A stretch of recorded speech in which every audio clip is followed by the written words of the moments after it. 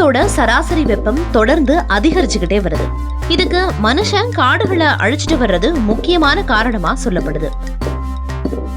பருவநிலை மாற்றத்துல இருந்து இந்த உலகத்தை காப்பாத்த நாம இயற்கையோட ஒவ்வொரு அங்கத்தையும் பாதுகாக்கிறது அவசியம்.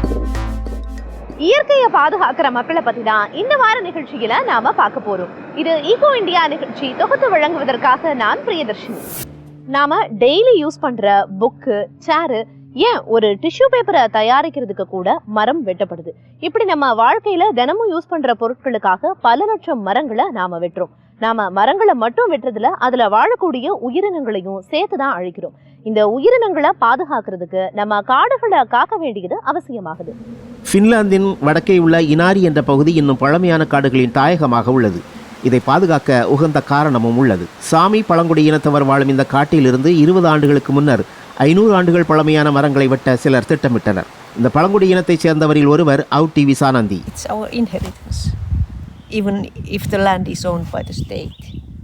நிலம் அரசுக்கு சொந்தமானதா இருந்தாலும் அது பரம்பரையா எங்களோடது. அது எங்க வீடு. பணத்துக்காக சொந்த வீட்டை யாராவது விற்பாங்களா?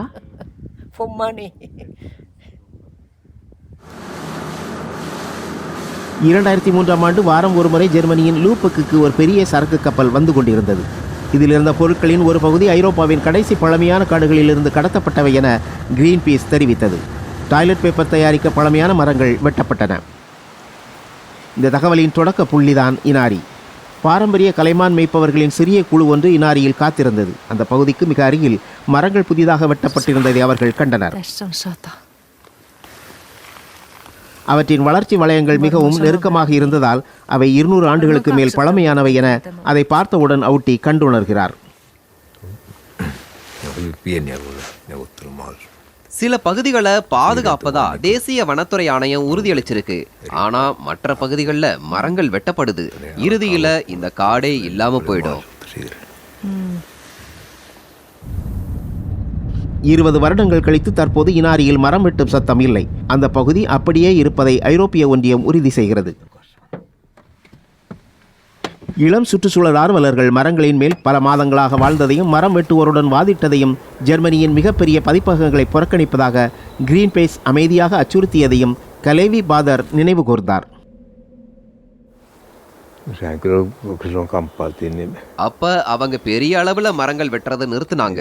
அவங்கள நாங்க விடவே இல்லை. இந்த பகுதி பல வருஷங்களா அமைதியா இருக்கிறத நீங்க பார்க்கலாம். நாங்க வளர்க்கிற விலங்குகளை வேலிகளுக்கு பின்னால வச்சிருக்க வேண்டியது இல்லை. அதுங்க சுதந்திரமா சுத்தி வர முடியும், குளிர்காலத்திலையும் கூட.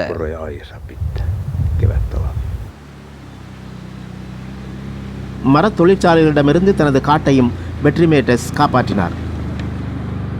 அது இனாரியில் அமைதியின்மைக்கு முன்பு இருந்த நிலையாகும். ஆரோக்கியமான காடு இப்படித்தான் இளம் கலைமான்கள் நிறைந்ததாக இருக்கும். இவற்றுக்கு வேலிகள் தேவையில்லை.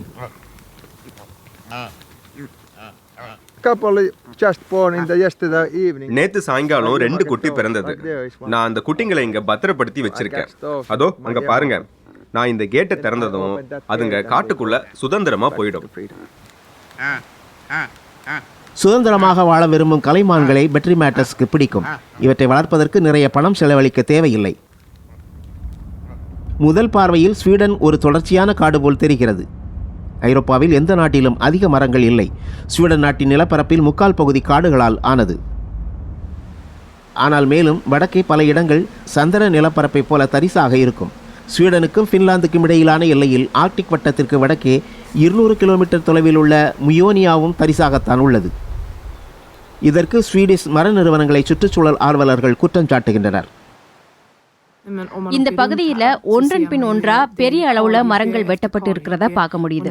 இவங்க எதை மீண்டும் நடவு செய்யறாங்க? எல்லா காடுகளும் ஒரே மாதிரி இருக்காது. நீண்ட வரிசையில இவங்க நடற எல்லா மரங்களுக்கும் ஒரே வயசுதான். காடுகளை தவறான வழியில நாம நடத்துறோம். இது காடு இல்ல, தோட்டம்னு தான் சொல்லணும். ஸ்வீடன் அரசு நடத்தும் எண்ணெய் நிறுவனமான ஸ்வேஸ்காக் தனக்கு சொந்தமான காடுகளின் பெரிய பகுதிகளை வெட்ட திட்டமிட்டது.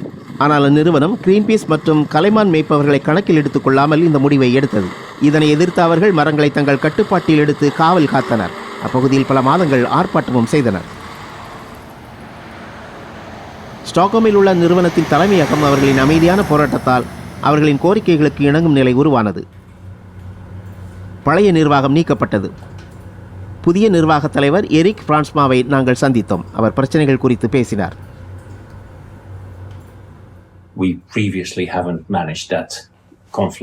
நாங்க முன்ன அந்த பிரச்சனைகளை சரியா கையாளல. அது மட்டும் இல்ல, கலைமான் மேய்ப்பவர்கள் தங்கள் தொழிலை செய்யறதுக்கான சாத்தியக்கூறுகள் பத்தியும் நாங்க யோசிக்கல.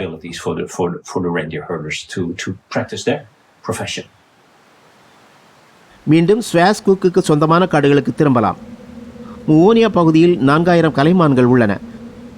கோடையில் இவைகளுக்கு போதுமான உணவும் உள்ளது. இலையுதிர் காலத்தில் இந்த விலங்குகள் காளான்களை உட்கொள்கின்றன.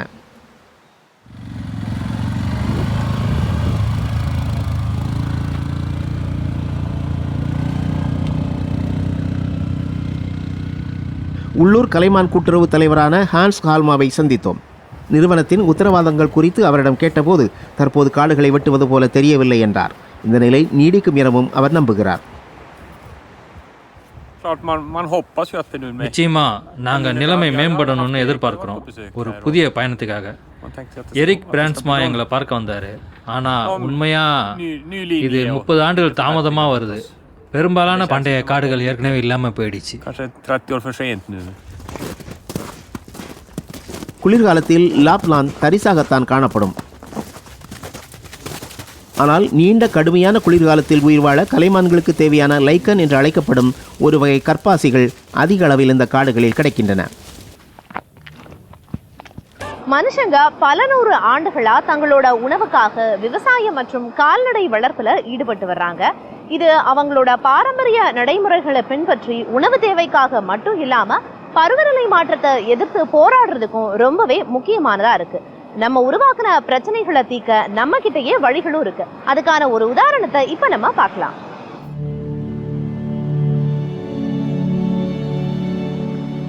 காலை 7 மணி ஆகியும் கோரோவில் பனிமூட்டமாக உள்ளது.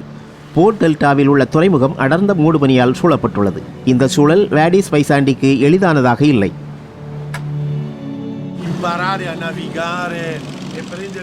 சில அடையாளங்களை வச்சு நாங்க செல்ல முயற்சி செய்யறோம். ஆனா இது போல காலை நேரங்கள்ல கேலிகோன்னு சொல்லப்படுற இந்த மூடு பனி ரொம்ப அடர்த்தியா இருக்கும் போது நாங்க சரியான வழியில போறது ரொம்ப கஷ்டமாகுது. அவரது தந்தை அட்ரியாட்டிக் பகுதியில் மீன்பிடித்தார். ஆனால் இன்று வாடிஸ் மட்டி என்று அழைக்கப்படும் சிப்பிகளை அறுவடை செய்து வருகிறார். எங்கு எவ்வளவு மட்டி கிடைக்கும் என்பது ஒவ்வொரு நாளும் வேறுபடும்.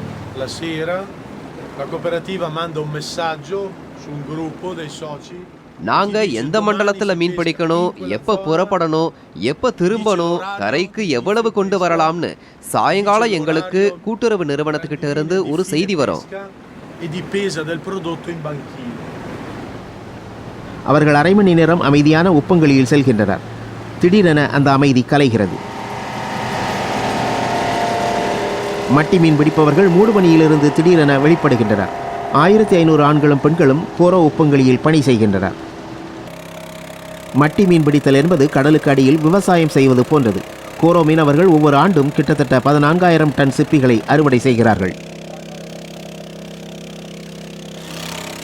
இன்னைக்கு நாங்க எல்லாருமே 30 கிலோ அளவு பிடிக்கலாம். அவர்கள் ஒரு சிறப்பு சாதனம் மூலம் மணலில் இருந்து சிப்பிகளை எடுக்கின்றனர். தண்ணீரின் வெப்பம் 6 டிகிரி செல்சியஸ். இது குளிர்காலத்துக்கு ஏற்றது.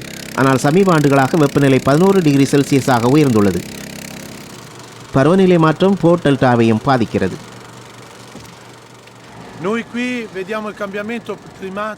கடல் மட்டம் மாறும்போது, சிராக்கோ காற்று வீசும்போது அல்லது சந்திரனோட பல்வேறு கட்டங்கள்ல பருவநிலை மாற்றத்தோட விளைவுகளை நாங்க இங்க கவனிக்கிறோம்.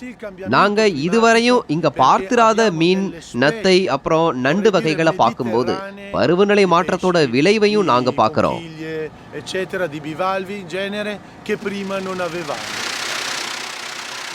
இதனால் தான் பருவநிலையை பாதுகாக்க உதவும் சிப்பி விவசாயம் முக்கியமானது என்று அவர் கூறுகிறார். கால்சியம் கார்பனேட்டாலான ஓடுகள் கார்பன் டை ஆக்சைடை கைப்பற்றி இருக்கு. ஃபெராரா பல்கலைக்கழகத்தில் பேராசிரியரான இலினா தர்வுரினி பருவநிலையில் சிப்பிகளின் தாக்கம் குறித்த ஆய்வை மேற்கொண்டுள்ளார். அது கோரோ மீனவர்களின் வாதத்தை உறுதிப்படுத்துகிறது.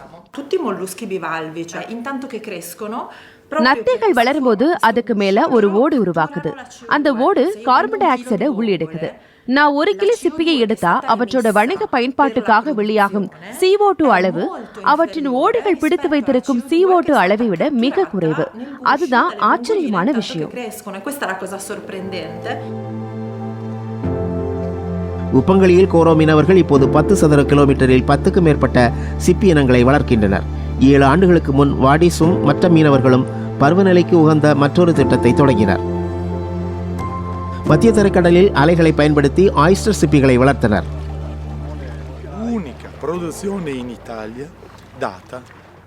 இத்தாலியில இருக்கிற ஒரே ஒரு சிப்பி உற்பத்தியாளர்கள் நாங்க தான். இப்ப அலை குறைவா இருக்கிறதால இளம் சிப்பிகளுடன் இந்த கூடைகள் காத்துலயும் வெயில்லையும் தொங்கிக்கிட்டு இருக்கு. அலை வரும்போது இந்த மண்டலம் முழுவதும் வெள்ளத்தில மூழ்கும்.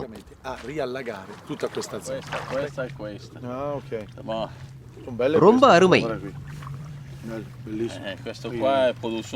இது 2020 சேர்ந்தது.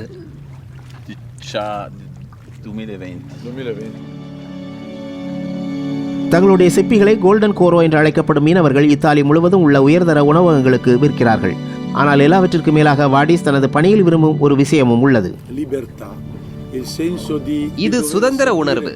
அலைகளோட ஏற்றம் மற்றும் ஓட்டம், அப்புறம் சந்திரனோட கட்டங்களை பின்பற்றுறோம். நாங்க இந்த அழகான உலகத்தோட ஒரு பகுதி. போ டெல்டா, இது எங்க உலகம். இந்த உலகத்தை பாதுகாப்பதையும் அதன் எதிர்காலத்தை உறுதி செய்வதையும் வாடிஸ் மற்றும் கோரோ மீனவர்கள் தங்கள் வாழ்க்கையின் முக்கிய பணியாக பார்க்கின்றனர். கான்கிரீட் காட்டுல வாழ்ற நமக்கு இயற்கையோட சேர்ந்து வாழணும் அப்படிங்கிற ஆசை நிச்சயமா இருக்கும். ஓடைகள்ல இருந்து தண்ணீரை எடுத்து பருகிறது, இயற்கையான இடங்கள்ல இருக்கிறது அப்படின்னு நம்மள சுத்தி எல்லாமே இயற்கையா இருந்தா எப்படி இருக்கும்? ஆனா இதை நம்மளால கற்பனை மட்டும்தான் செஞ்சு பார்க்க முடியும்.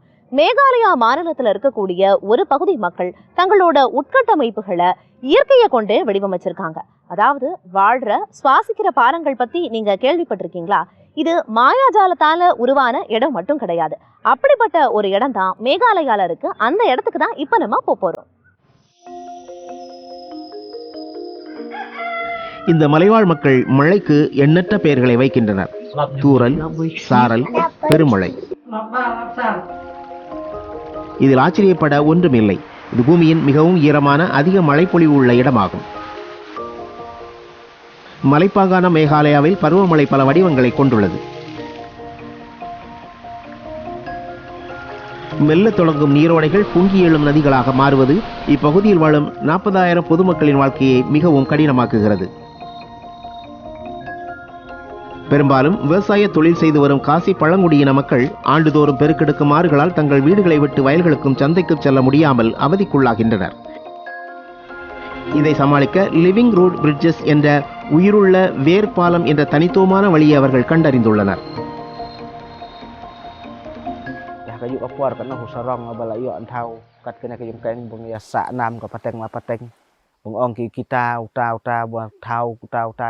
இந்த பாலங்களை உருவாக்கி வருங்கால தலைமுறைகளுக்கு விட்டு செல்வதில் நான் பெருமைப்படுறேன். இனி வர்றவங்க புதிய தொழில்நுட்பம் அப்புறம் அறிவியல் பத்தின சிறந்த புரிதலோட நாங்க செய்ததை விட சிறப்பா செய்வாங்கன்னு நம்புறேன். இந்த வேர்பாலங்கள் உயரமா இருக்கிறதால அழுகாது, 100 ஆண்டுகள் நீடிக்கும்.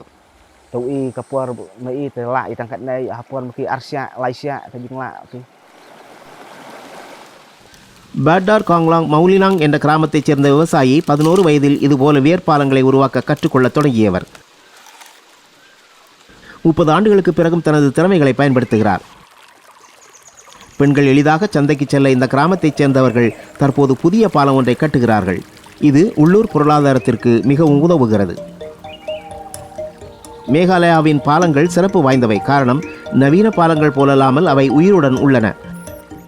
மரங்களின் வேர்கள் தான் இவற்றுக்கான கட்டுமான பொருள். இந்த பாலங்கள் வலுவானதாக மாற்ற அருகில் நடப்படும் மரங்கள் பல்லுயிர் பெருக்கத்திற்கு உதவுகிறது. மரங்களின் இளம் ஆகாய வேர்கள் நன்கு வளரும்படியாக பாக்கு மரத்தின் தண்டு பகுதியில் சுற்றிவிடப்படுகின்றன. வேர்களுக்கு உறுதியளிக்கும் வகையில் மூங்கில் சாரமாக கட்டப்படுகிறது. ஒன்றிணைந்து ஒன்றாக வளரக்கூடிய ரப்பர் அத்தி வேர்கள் ஆற்றங்கரையின் குறுக்கே பாலத்தை வழிநடத்த உள்ளூர் மக்களால் பயன்படுத்தப்படுகின்றன. இது ஒரு காவிய பாலத்திற்கான முயற்சி. 50 மீட்டருக்கு மேல் நீளமுள்ள இந்த பாலங்கள் பல அடுக்குகளாக இருக்கலாம். இதில் ஒரே நேரத்தில் 50 பேர் வரை பயணிக்க முடியும். இந்த பகுதியைச் சேர்ந்த விவசாயியான நோரியஸ் டின்சாங் தான் கற்றதை தற்போது தனது மகனுக்கு கற்றுக் கொடுக்கிறார். Kesan senam kerta nang man senajari tehikayu paik. வேர்களை பயன்படுத்தி பாலங்களை எப்படி உருவாக்குறதுன்னு 15 வயசுல இருந்தே என் தாத்தா கிட்ட இருந்து கத்துக்கிட்டேன். இந்த வேர் பாலங்களை எங்க குழந்தைகளுக்காக பாதுகாக்கிறது ரொம்பவே முக்கியம். குழந்தைகளுக்கு இத பத்தின தகவலை சொல்லி தந்தாதான் பல தலைமுறைக்கும் இதை கொண்டு போக முடியும். நான் போனதுக்கு அப்புறமும் இந்த பாலங்கள் என்னோட பேர குழந்தைகளால பயன்படுத்தப்படலாம். Em subanga lai bang yo jong mentoi kichen kiti. ஒரு உயிருள்ள பாலம் பயன்படுத்தக்கூடியதாக மாற உண்மையில் 20 அல்லது 30 வருடங்கள் ஆகலாம். இன்று குழந்தைகள் உருவாக்கும் இந்த பாலம் சில 100 ஆண்டுகளுக்கு பிறகும் இவர்கள் சந்ததியினருக்கு உதவும். தாங்கள் சந்தித்திராத தங்கள் முன்னோர்களால் கட்டப்பட்ட பாலத்தை தான் தற்போது இந்த குழந்தைகள் பயன்படுத்தி வருகின்றனர். சமூகவியலாளரான லோரா தாக்கார் இந்த சமூகத்தின் அறிவையும் திறமையையும் பாதுகாக்க அவர்களுடன் இணைந்து பணியாற்றுகிறார். The living root bridges has to be protected because வாழும் வேர்பாலங்கள் பாதுகாக்கப்பட வேண்டும். பூமி தாயை அழிக்காம இயற்கை வளங்களை எப்படி பயன்படுத்தணுங்கிறத கத்துக் கொடுத்த எங்க முன்னோர்களுடைய முத்திரைகளை தக்க வச்சுக்கிறது அவசியம். the mother earth. இந்த பாலங்கள் இப்பகுதியின் கலாச்சாரத்தின் சிறந்த சின்னங்கள் என அவர் நம்புகிறார். பழங்குடி சமூகங்களுக்கும் சுற்றுச்சூழல் அமைப்புக்கும் இடையிலான உறவை பிரதிபலிக்கும் இவை வேறு வழிகளிலும் உதவுகின்றன. The living root bridge has brought a lot of employment. உயிருள்ள வேர்பாலங்கள் மக்களுக்கு நிறைய வேலை வாய்ப்புகளை கொண்டு வந்திருக்கு. இது வேலையில்லா திண்டாட்டத்தை ஓரளவுக்கு தீர்த்திருக்கு. வேர்பாலங்கள் இந்த கிராம மக்களோட வருமானத்தை அதிகரிச்சிருக்கு. Especially where living root bridges are. சுற்றுலா வழிகாட்டிகளாக பணியாற்றும் உள்ளூர்வாசிகள் தங்கள் வீடுகளை ஹோம்ஸ்டேகளாக மாற்றுகின்றனர். உயிருள்ள வேர்பாலங்கள் உள்ள கிராமத்தில் உள்ள வீடுகளில் தங்குவதற்கு நாள் ஒன்றுக்கு 2000 ரூபாய் வரை கட்டணமாக வசூலிக்கப்படுகிறது. இருப்பினும் சுற்றுலா என்பது இரட்டை முனைகளை கொண்ட வாளாக இருக்கலாம். மாநில அரசின் நிதி உதவியுடன் கான்கிரீட் படிகள், டிக்கெட் சாவடிகள் மற்றும் சுவர்கள் உருவாகியுள்ளன. மேலும் உள்ளூர் மக்களுக்காக உருவாக்கப்பட்ட இந்த பாலங்கள் சுற்றுலா பயணிகளின் வருகையால் தேய்மானத்திற்கான அறிகுறிகளை காட்டத் தொடங்கியுள்ளன.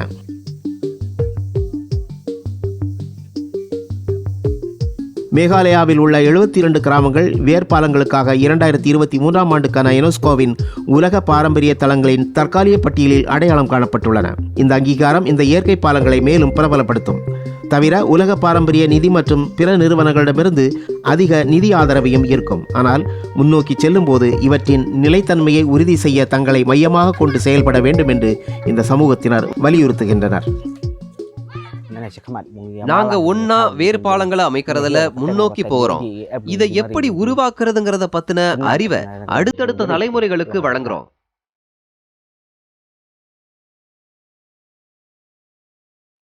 பல்லுயிர் மற்றும் பூர்வீக சமூகங்களின் வளர்ச்சி ஆகிய இரண்டும் ஒன்றிணைந்து இருக்க முடியும் என்பதற்கு சான்றாக உள்ள இந்த பாலங்கள் ஒரு வகையான சுற்றுச்சூழல் பொறியியல் என்றால் மிகையல்ல.